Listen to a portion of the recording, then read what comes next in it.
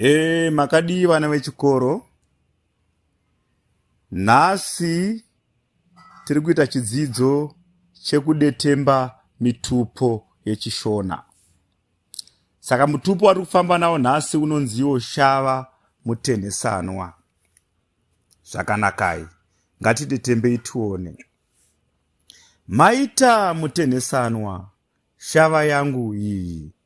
Zvaitwa mwana wachiweshe, mugova wakarasika, mutsika pane mbiri, manda makanga, maramba kukundwa, vokwa mutova marombe, makatova mombe neshamu ikamuka.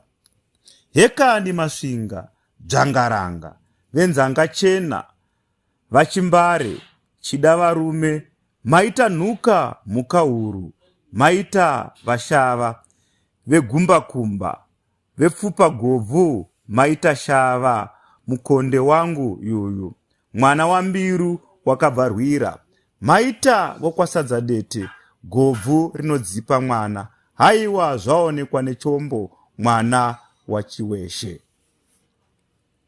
Tatenda. Ndo panoperera kudetemba mutupo unonzi shava mutenhesanwa. Ndinofunga mune zvamadzidza pamanga makateerera. Saka toonana muchikamu chinotevera. Neni wenyu se Magaruwa. Ndatenda.